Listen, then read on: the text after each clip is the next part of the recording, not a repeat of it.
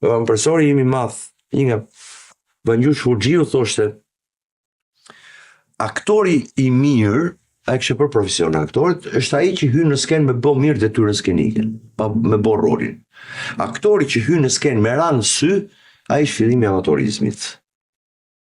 Pra, atëherë s'ka pas Instagram, Facebook, po koncepti është i njëjtë. Një profesionist i mirë është ai që bën mirë punën e tij, ai që ndërton diçka që të ketë vërtet të thot diçka publikut.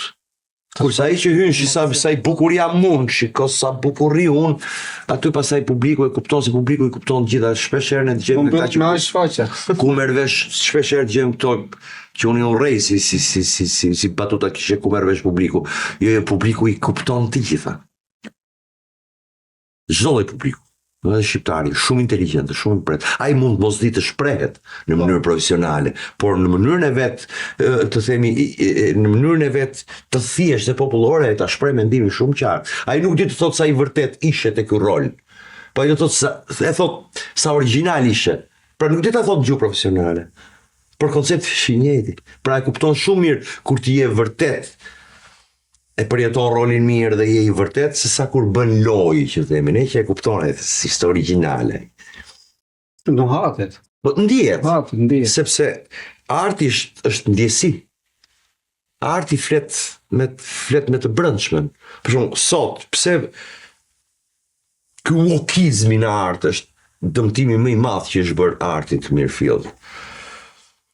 Sepse merret me formën, duke u përpjekur ta kthejnë artin në një zbavitje për t'i humbur peshën. Ndërkohë që arti është edukim.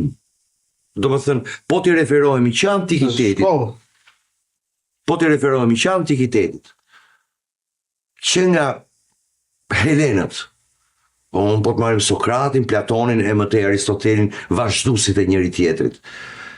Artin e konsiderojnë edukim. Kam pas dhe debate filozofike në distancë, sepse arti sjell filozofi.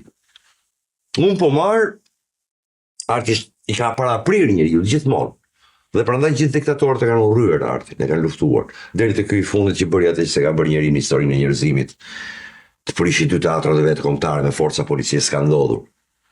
S'ka ndodhur, dhe s'ka për të ndodhur, është precedenti i parë në historinë e njerëzimit.